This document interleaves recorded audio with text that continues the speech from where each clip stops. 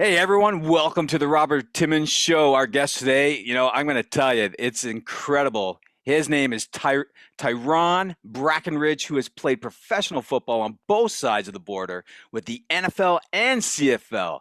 He played for teams like New York Jets, Jacksonville Jaguars, Kansas City Chiefs, and was the former cornerback who played the majority of his career with the Saskatchewan Roughriders in the CFL, where he won a Grey Cup championship in 2013. He was also the former Canadian football defensive coach or defensive back coach for the Toronto Argonauts. Welcome to the show, Tyron. Hey, thanks for having me, man. Greatly appreciate it. And you're over in California, aren't you, Tyron? Yes, sir. Yeah, I'm in Riverside, California.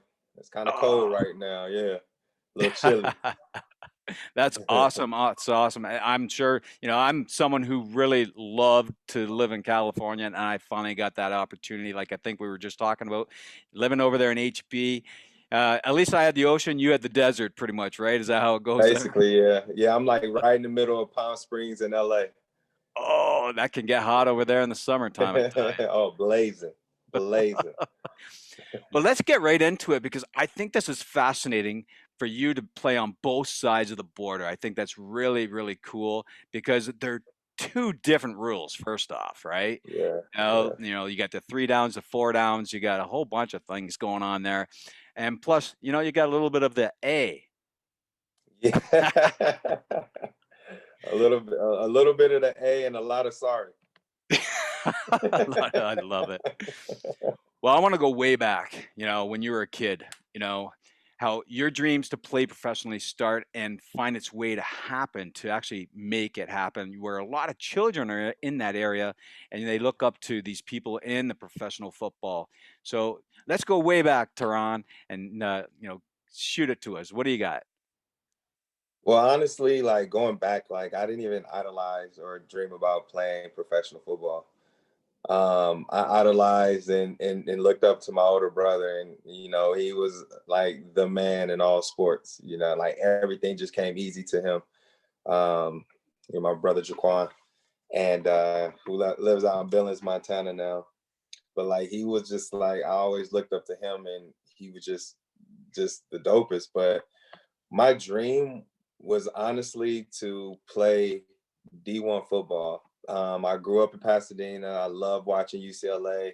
I wanted to play in a Rose Bowl, and I didn't have dreams to play in like the actual Rose Bowl game. I just wanted to play in the stadium, right? And that was like one of the biggest things for me growing up. I loved watching college football. I'm a big college football fan, and that was my dream. And then once I got into college, honestly, it was just like, yo, I might be good enough. I might be good enough to take it to the next level. And at that time, I guess my the love and the passion for the game, was a part of my daily life and who I was, and it just carried on from there. Oh, that's cool. So, just pushing that, you say it wasn't your dream, but I bet you there had to been something that drove you, something, that desire. And, as I know for sure, mindset is massive in this direction that you're on. Even, more so now that you've gone through that drive. You know, what do you think was really, you say the college, but what were you doing in college to make it to that point of decision that this is where I want, I'm really, I got things going here. Yeah. So, like I said, as I got older, it became a part of me, and that's when I started to realize like I can do this. And my work ethic, my mindset, like I knew that I was good enough to make it to that level, right? And it was just it was something like I know when I got in college, when I was at Washington State, go Cougs. So when I was up at Washington State, man, my first year, when I got there, I came out of junior college and I transferred to Washington State, and I felt like this. My recruiter Rob Akey was like, "Listen, there's one defensive back spot open. I mean, there's one side that's locked down. The other side you can compete for the job." I said, "All right, I'm great with that." And I got there, and honestly, like, I felt like I was good enough to play it more than I did. And that first year, I didn't play as much as I felt I should, and that affected me so much to where it carried over into the classroom. And my grades were so terrible that first semester. And you know what? It was crazy because this was the turning point here. I got the opportunity. Remember, my dream was to play in the Rose Bowl. We were going down to play UCLA, and I finally got the opportunity to start. And it was going down to Pasadena in front of the whole family. Dream Stadium. It's about to happen. My attitude was so messed up because I wasn't playing as much as I should. By that time of the season, when my opportunity came to play, I was not prepared. They started me that first day of practice, and I played horrible as a starter. I wasn't prepared. My mindset was shot. I just mentally gave up on the field and in the classroom, right? I didn't take it serious. I was just partying. I would barely go to class, and that affected me major, right? I ended up playing in the game, but I didn't start. And that right there was an eye opener for me. And being in that situation made me realize that because of my attitude at that moment in time, I was not prepared and ready. Instead of being in that position of constantly working, constantly, staying locked in, and when my time came, I would be ready to take it and run with it. So that carried over to the classroom, and I had to reinstate. I almost got kicked out of school because my grades were so bad. Wow. Then they told me, with that being said, I went into the next semester. My grades were night and day. But my first semester was so messed up that I had to reinstate in college again. And they let me back in. They let me in for the simple fact they looked at the difference. They looked at my first semester. They looked at my second semester. But my first semester was so bad that my GPA was still lower than the required standard. And they were like, you know what? We see the improvement. We see that you're taking this serious. We're gonna let you back in. And from that point on, and even before that happened, I was in the midst of like, you know what, I want to transfer, I want to leave, I don't want to be here. I would just had this negative energy, and I got to the point to where I was just like, you know what? I was blessed enough to get a full ride scholarship. I'm still in a position to where I can get my college degree for free. So I had to regroup, and my mindset was like, you know what? I'm not going to let them run me up out of here. I came up here for a reason. And my mindset, my work ethic went to a whole different level. So that next year that I was going into the next season, because I had 3 years, but I could only play 2 because I went to junior college for 2 years first. And when I was going into that next year, I had to redshirt because I was academically ineligible. And there was a professor that I had that was willing to, address my grade a little bit to allow me to play that year. And I told him, I said, you know what? I don't want that. I'm going to retake your class next year, and I'm going to pass. And wow. I took my red shirt, and that year I redshirted. That was probably one of the hardest years and the most humbling years that I've ever had to experience, at this time. And literally all I had was practice. Every Friday when the team was traveling, I cried. I got a workout. I came up with different workouts with my trainer. I was in the gym every Friday. They get on that bus. I was in tears. It meant something to me. Every day I showed up to practice was my game day. So I'm on the scout team going against the number one offense every week. And these guys knew every time they lined up against me that it was business. Like, I was not there just to be in practice mode. That was my game day every day. So that alone enhanced my practice habits. So I learned how to practice like a pro, right? And then when spring ball came around, grades were great. Spring ball came around, it was lights out from there. And I literally played that one full year, got the opportunity to go to play in the East-West Shrine game, started as a defensive back in the East-West Shrine game, got invited to the NFL Combine, which my numbers were terrible. I wasn't prepared for that mentally. and it just the time change and stuff like that. But did well on my pro day and signed with the Kansas City Chiefs and ended up starting as a rookie free agent. You know, and that moment in time, that's what drove me and gave me the confidence and the ability to know that I'm going to be able to play on that next level. That's heavy, man. That's really heavy because, I think people need to realize sometimes you get it. I always say if you're not going the right direction, the universe will kick you in the ass and make you, something will happen, right? It'll Mm-hmm. knock you off so you can get yourself back on. I think it's impressive, how you went in and you just started partying. You started, your attitude is, attitude is huge. You know, you Attitude get is the 90%. absolutely, Yeah. absolutely. So you really gave our listeners something good there because they need to understand that straighten your attitude, get around the right stuff. And then I love that, you know, you put your heart into it after that. Mm-hmm. You became grateful. You said, listen, I got this, I got the sponsorship, I got free, schooling, and then you're like, and I love that you even talked about how you're ready to say, screw this, man, I'm out of here. Yeah. I was ready to go.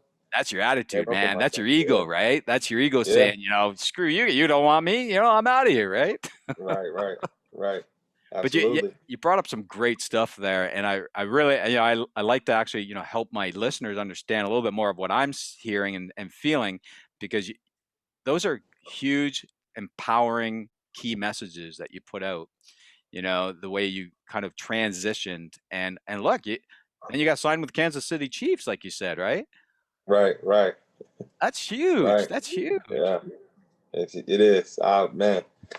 Like I said, when I got to that point and it just my work ethic, took over for me from there. And then it was just now I gotta stay in here, And that's the hardest thing is you think it's hard to get in the NFL. It's just as hard, if not harder, to stay in, Oh, I bet because you're So around such high level athletes. yeah, Right? and when you're a free agent, you're easily replaced. Now tell me, did you cry when you got put on the Kansas City Chiefs? Okay, look, I didn't cry when I got put on the Kansas City Chiefs. So let me tell you this. So I was projected to go like 4th, 5th round. Okay. But my combine numbers were not impressive at all. They were like terrible, right? Especially for my position. You can't run a 4.67 and a 4.68. Just not gonna help your situation at all, right? And man, like I remember we had my cousin, he lived up in Victorville, nice little house on the lake, had all the friends and family over there for the draft party, second day, expecting to see my name go across the screen. And when I did not see my name across that screen, I literally went in the bedroom and I cried my heart out. Mm. Like I literally cried my eyes out, man. And my ex-wife, which was my girlfriend at the time, and like she just came in the room and like literally held me like a baby. Like I was in there boo-hooing, like it's over. Like I don't never gonna get no opportunity. Oh, I As soon bet. as that last name was called in the draft, my phone started blowing up. You got Chicago, you got Green Bay, you got Detroit, you got Kansas City, St. Louis. Like I had like 10 teams call me.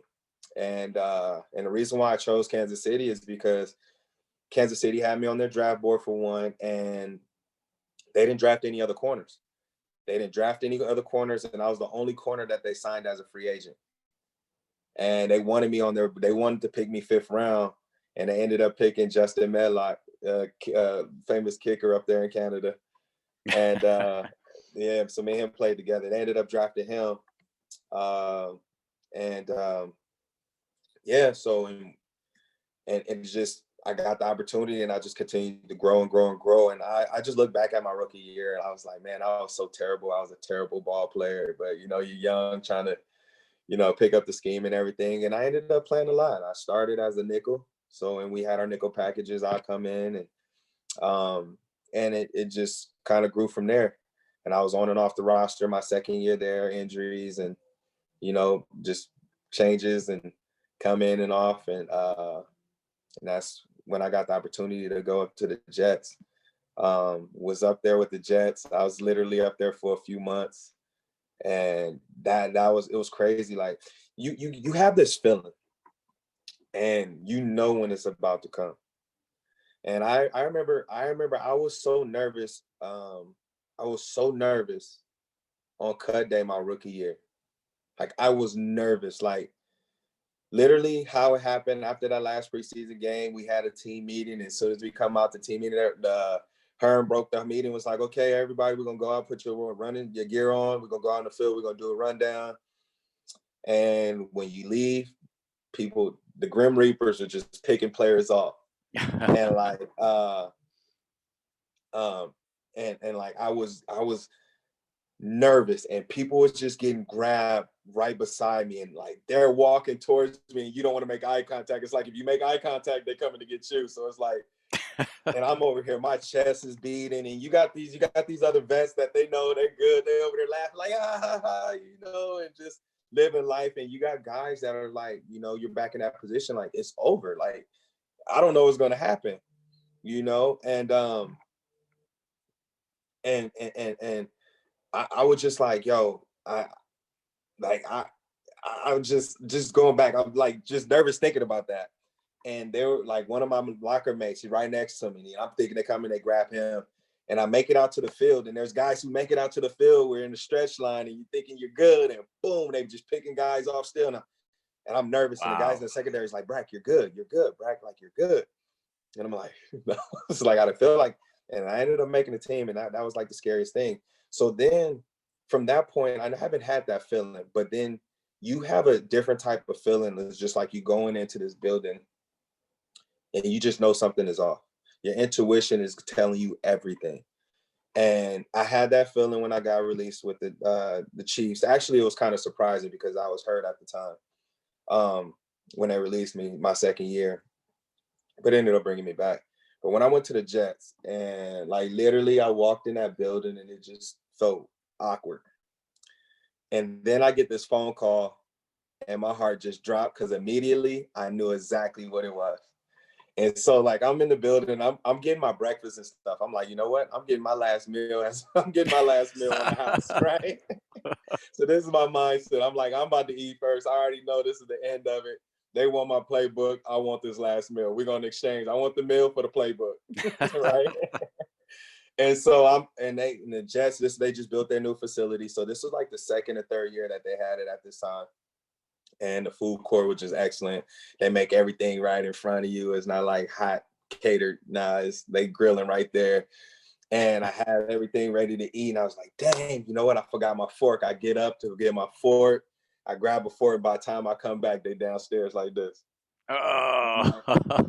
Oh, man. So I'm like, yo, can I eat first? It was like, nah, you can just leave that there. Come on, come with me. And I'm like, so I didn't get my last meal as a Jet, and it was a tough situation being over there because we had so many different DBs. That was Cromartie that was there. You had Revis that was over there. I mean, you had a abundance of good secondary that was over there, man. And they released me, and I honestly, the very next day, Jacksonville called me, and shoot, I got down to Jacksonville and hit the ground running, man. Ended up starting like 7 games down there my first year, second year on, in the rotation. And then going into the third year, I ended up getting released. But yeah, man, it was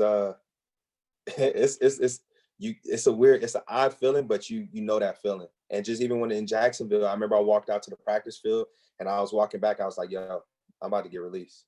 They're about to get me. Damn. Straight up. And as soon as I went back into the locker room, and I'm telling all my players, like, yo, I'm about to give. They're like, Brack, nobody plays everything like you do. I said, bro, I'm out of here.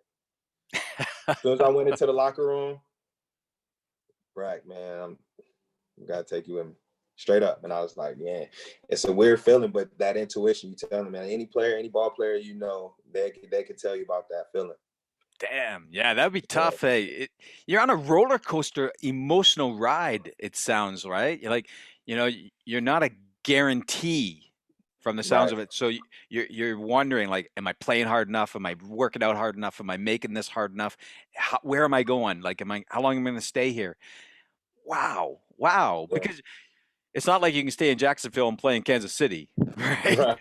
You're Right. picking up and you're moving to the Picking next up and team, moving. to the next city, to the next state.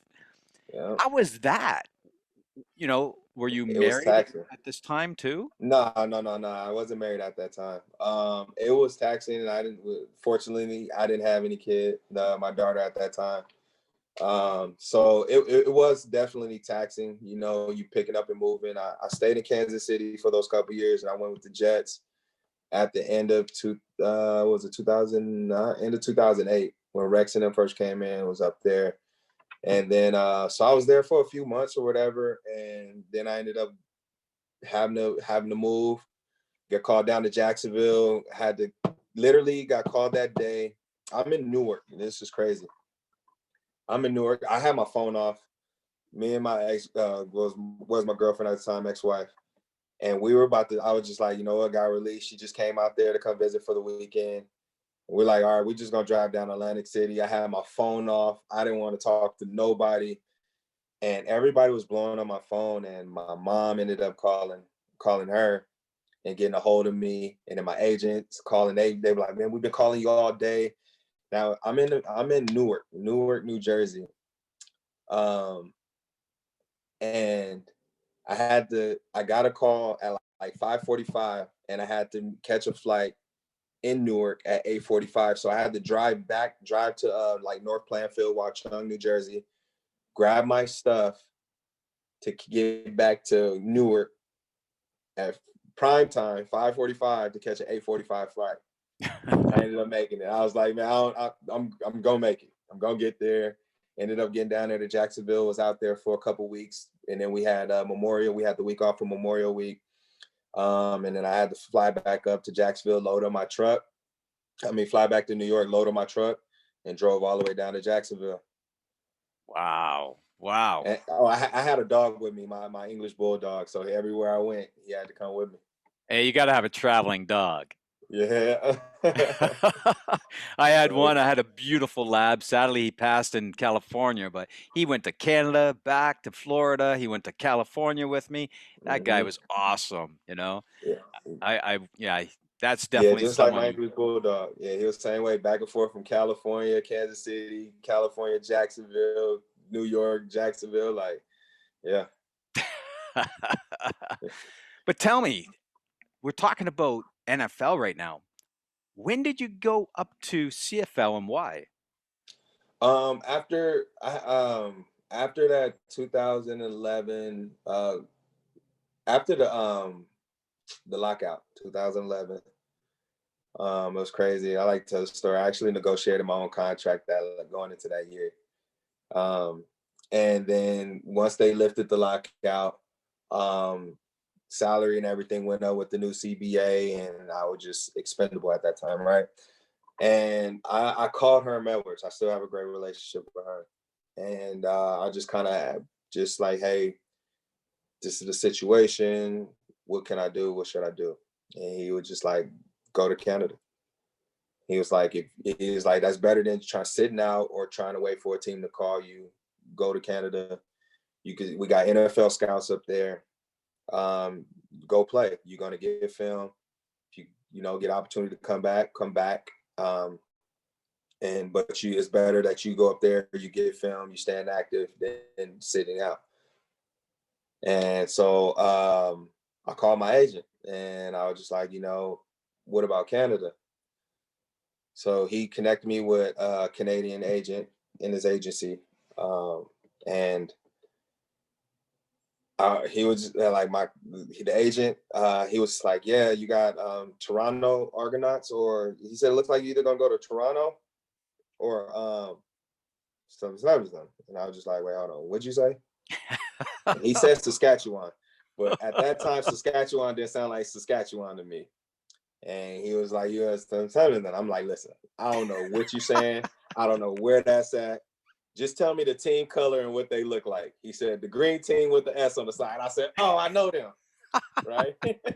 I said, "I know who that." Okay, I know who you're talking about, because I played with Justin Durant, Darian Durant's little younger brother, in Jacksonville. So me and him play ball. So when I think it was the 2009 that they did their little run, or 2008 or 2009. Yeah. We were watching them on the playoffs on TV because they was like, yeah, this is JD's older brother. He's a quarterback up there in the playoffs, you know. And so I guess that was like the 13th man year. I don't recall what year that was. They don't like to talk about that up there. So that was you know. But anyway, so I knew who Saskatchewan was based off their colors and emblem.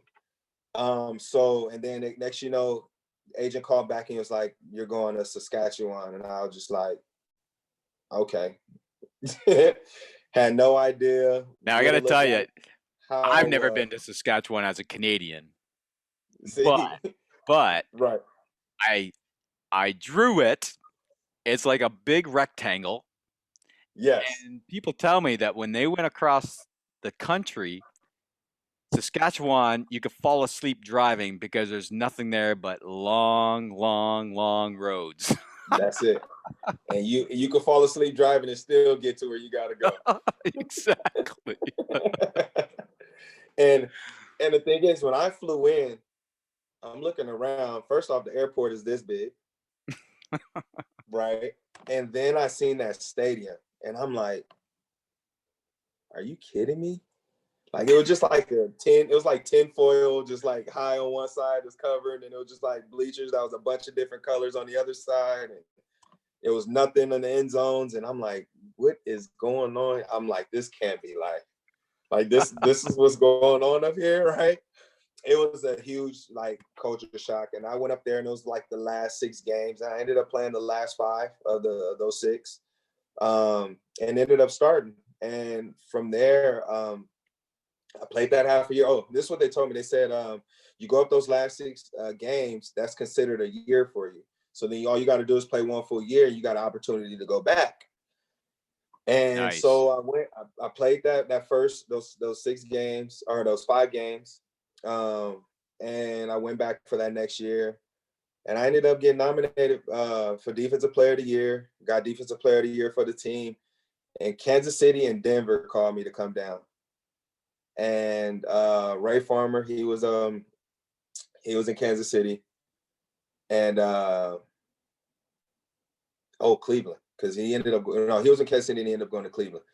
They called me and wanted me to come in camp, and I asked if they were going to give me a signing bonus, and they were like, no. And I already knew my situation of be coming in as a vested player already in NFL, because if you're on the opening day roster, you got to guarantee your contract. Right. And I knew that, and I seen different things of vested players go right before the first game of the season, they release them, you know, and do different things. And it was just a crazy, crazy little thing that went on down there. And Saskatchewan actually was giving me a signing bonus to stay and play another year. And Nice. at this time, I was just like, I have a daughter now, starting a family. And I just enjoy playing the game, and each year I renew my contract. It's always signed 1 year after that and negotiated my own. And I mean, I enjoyed it up there, man. I had fun. I appreciated the culture. I appreciated the country. I appreciated the city, the town, whatever you say. Not much of a city, but I appreciated the town and just what they had to offer, how they embraced me and my family. Wow, that's pretty cool. That's pretty cool. Is your daughter Canadian? No. She was born here in Riverside. Oh, okay. Yeah. Well, take us into that locker room, because you stayed with Saskatchewan Roughriders. You won the Grey Cup with them in 2013. Mm-hmm. So take us into the game. Take us into that moment, because as you're telling us, there's so much emotion here. You made it to the Grey Cup. You got so much going on. Take us into that locker room. How is it? How intense is it? How relaxed is it? What's really happening there? First off, it was like Coach Chamberlain, which is my mentor, and one of my good dearest friends. He instilled in us going into this year, going through that. I'll just talk about the playoff run. Well, the year we were killing through that year. We went on a 4-game losing streak. They told us that we wasn't going to be good. You know, we wasn't gonna make the playoffs. They written us off when we went on that 4-game losing streak, and then we went to BC and beat BC and BC. We ended up playing BC in the semifinals, right? And that was probably the hardest game we didn't face all year, pretty much. Travis Lule, he was giving us the business, and then we were going back and forth, and then out of nowhere, Darian Durant just took the whole team on his back. And we just went down, and defense, you know, finally came together, and we just made it happen. That moment we knew we had to go play Calgary, and Calgary were the top dogs. They had to bye. We had to go to Calgary. And our mindset at that point, we were like, nothing is going to stop us. Nice.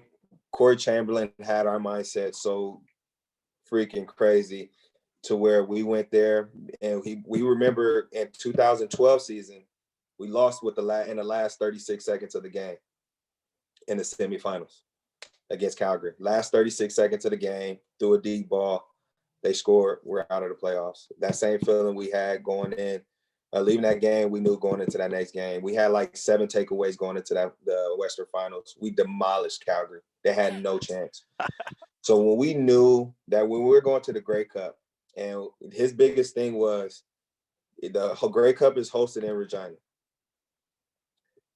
Do you want another man sitting in your locker? This has been your locker all year. Do you want another man sitting in your locker and claiming that trophy? And that stuck with us. And we're like, no, ain't nobody sitting in my locker. This is my locker. I've been here all year. My blood, my sweat, my tears has been in this locker. Nobody else is going to experience that. And we knew we was playing Hamilton. We played Hamilton twice in a year, and we demolished them. And just with our mindset, we didn't have a mindset, oh, we beat them, we just gonna beat them again. No, we were like, we're gonna demolish them. It wasn't that because our mindset was like, they don't have no chance. Timmons, they have no chance. That was our mindset. They have no chance. They don't belong here. Like, and it was every bit of 13 Hamilton fans in a whole sea of green. And you know how Saskatchewan's fans are. and for to be the last year on Taylor Field, right? And every before home games, they announce us, bring them out, and we all run out together. Well, the game wasn't considered a home game for us. It was the CFL hosting the Grey Cup, but it was just at Taylor Field. And we wanted to be called out together like every home game. And the CFL wouldn't honor that. And so what they said, they were going to announce the offense, right? And then everybody comes out. They announced Xavier Fulton, another Xavier Hicks is college. Xavier Fulton, he runs out. And then the whole team runs out right after him. Nice. We were like, we're coming out together. This is our field. This is our home. They made us run out this other tunnel. But hey, you know what? We're going to make it ours. And we all ran out together. We all celebrated in the beginning of the game like we do. We got our chant. We got pumped up. And we just smoked them. I bet, man. And going into that locker room, it was, that was the funnest time ever. And everything was all, plastic out. Got the champagne, you got the cigars. And the crazy thing about this, Tim, is every game somebody gets randomly drug tested, right? Grey Cup, I didn't get random drug tested all year. Grey Cup comes, I get the random drug test. Right? And so I'm like, listen, you guys are gonna have to sit here, like you guys are gonna have to wait. Like I'm not going back there right now. I'm celebrating. Like, so they literally followed me all around the locker room while I celebrated, while I drank beers, while I champagne, the cigars. I poured beer on the premiere. We were just living it up. That was his birthday. The same night as my daughter's birthday. It was my daughter's 3rd birthday, I believe. Wow. Yeah, it was her 3rd birthday. We won the Grey Cup on her 3rd birthday.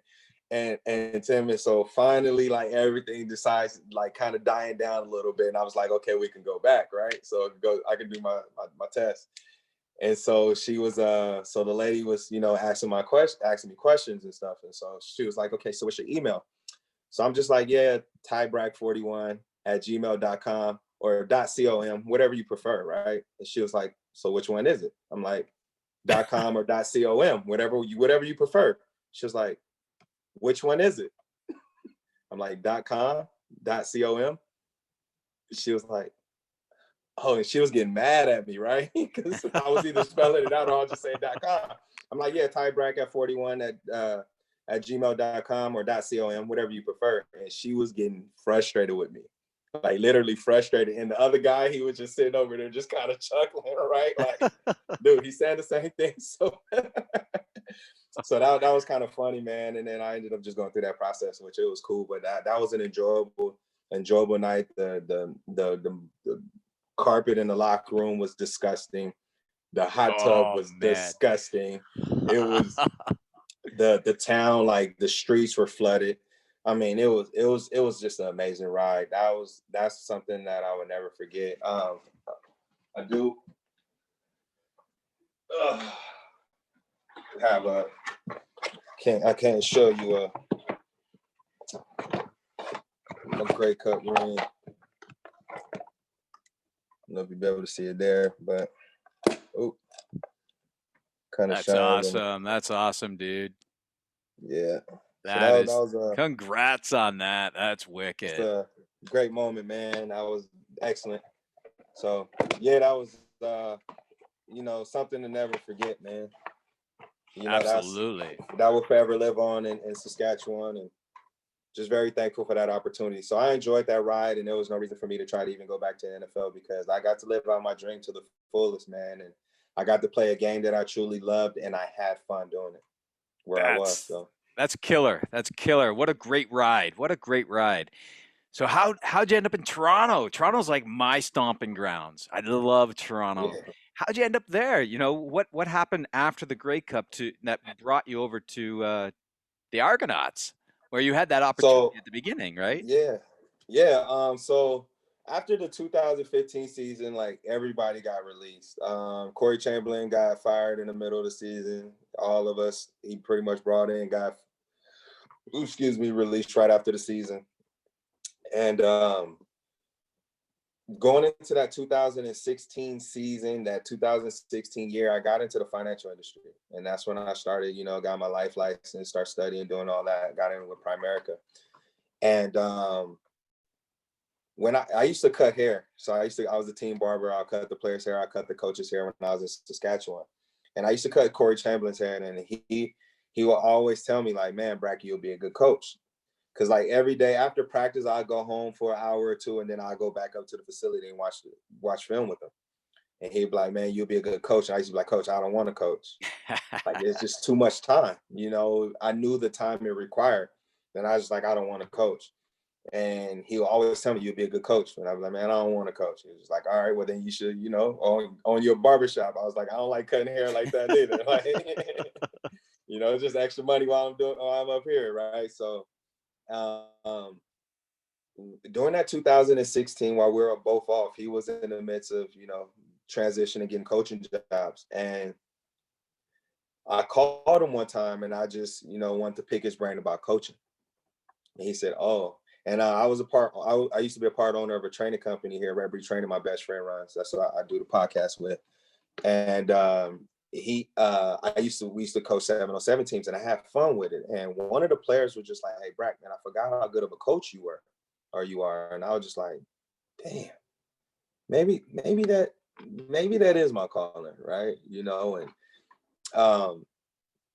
And so I called him and I started picking his brain about coaching, and he would just kind of give me the ins and outs. If you start on this level, on college level, you got to go through this process, and people don't know you that much well on a college level. You go high school. Are you going to be able to still support your family on a high school, doing things like that? And you got to get your teacher, go and get your education degree and stuff like that, degree in education. And you got to do this. And, he was giving me the whole rundown, and he was like, where do you have a name? And I was like, Canada.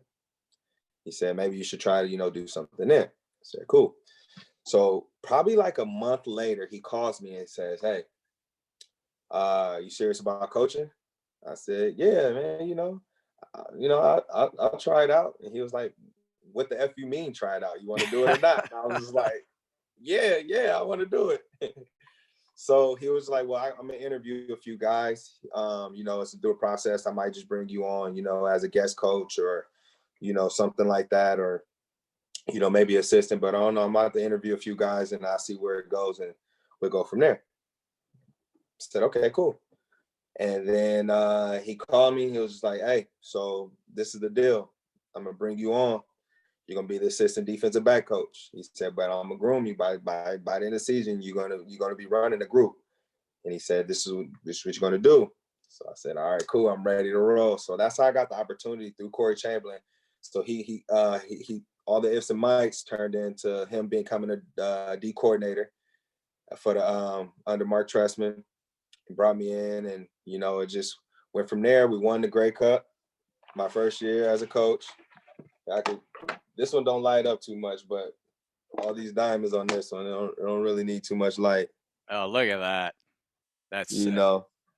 So definitely got another ring as a coach. Come in a nice little box as well. It just don't light up like that. So got that, and so Chang moved on. He was like, I'm not going to resign. He was like, but he said, you better resign, but I'm not coming back. So I ended up coming back that next year and got promoted to a full-time DB coach, year back to back. And he ended up coming back my last year, 2019, as the head coach. And that's what happened. And then after that is just, I got a couple opportunities. I got called for Tuskegee University to come down and coach, and University of Central Michigan. And just, I think at this moment in time, coaching is just not where it's at for me. I enjoyed this time. It required a lot of time as a player being away from my family, required a lot of time being away as a coach. And now I'm with my daughter full time, and it's just, I don't, that's all I wanted. I don't have to worry about being iPhone daddy. It's like being daddy over the iPhone and always FaceTiming. And I mean, that gets taxing. She's calling dad when you're going to come home, and that just makes it tough. And I enjoy it. So I came back home and got into the financial industry full time, man. Just recently promoted myself in the company, got him a nice little plaque. Good job, man. Definitely just got that the other day. And, it's been going well, man. And I've just been enjoying it. I love my new career path and just trying to take it and run with it from there.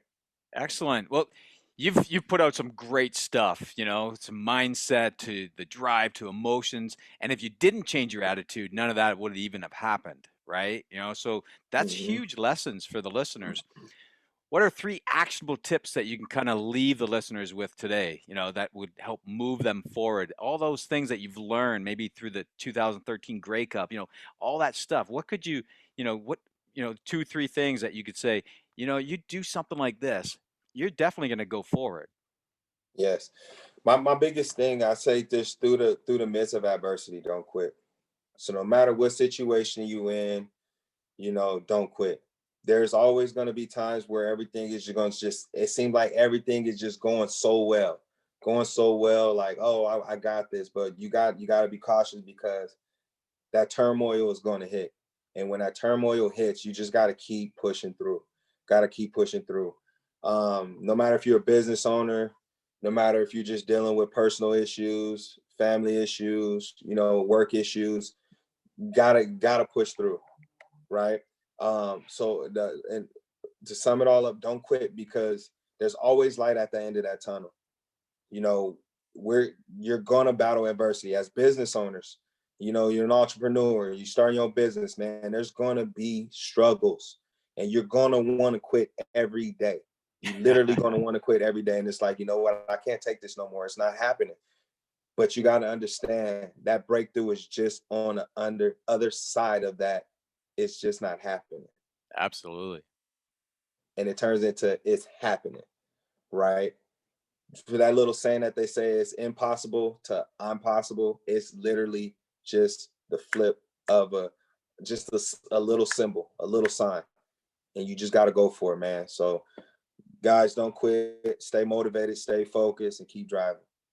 Excellent, man. Excellent stuff there because, you know, mindset. It's not just you got it. You got to push it daily, you know, and you Got put to out some create your great, mindset. absolutely. You got to, and you put out some great stuff there. So where can people find you on social media, Tehran? Yeah, you can find me at on IG at TBrack on IG. You can find me on Twitter at TBrack41, TBRACK41, on Facebook, Tyron Brackenridge, LinkedIn, Tyron Brackenridge. So you can find me at any of those social media platforms. That's where I'm at. Don't be afraid to reach out, and be looking for a follow. Also, I have my Excellent. podcast going on. It's called Beyond the Breaks that I started with with a couple of my boys, business partners when we started the gym. It's called Beyond the Breaks. Okay, it's just talking about transition, a lot of different things in life, mental health, and just a transition from an athlete going into the real world, corporate world, business world, you name it. So we're going to be talking about different things and having different guests on there. So be sure that y'all tune in and check us out, man. Awesome. Thank you very much, Tehran. And I want to say, everything here, guys, whatever you felt you needed, share this stuff. People need to hear this stuff. People need to understand the game is in your mind and you can Mm-hmm. literally do anything. Like Tehran did, he changed his attitude and he made things happen, not There you only go. in the States, but right up into Canada. And he didn't even There you realize go. that was the gold and he enjoyed it. And you saw the rings, that's just the efforts. That's the fruit of his efforts that he's still doing, that he's still pushing. But remember, follow the Robert Timmons Show as well. We get amazing people like Tehran on here, and we get the nuggets from them to empower your life to move on forward. Thank you There you go. very much, Tehran, for Hold being on on. real quick, Timmons. Hold on real quick. Absolutely, absolutely. Say it with me one time. Tyron. Tyron, Tyron. Tyron. Yeah. You were calling me Tyron. It's Tyron. Oh man, Tyron. Tyron. There it is, baby. Hey guys, thanks for sticking around. If you'd like to see more podcast interviews, you can check them out right here. They're exactly what you need to hear next.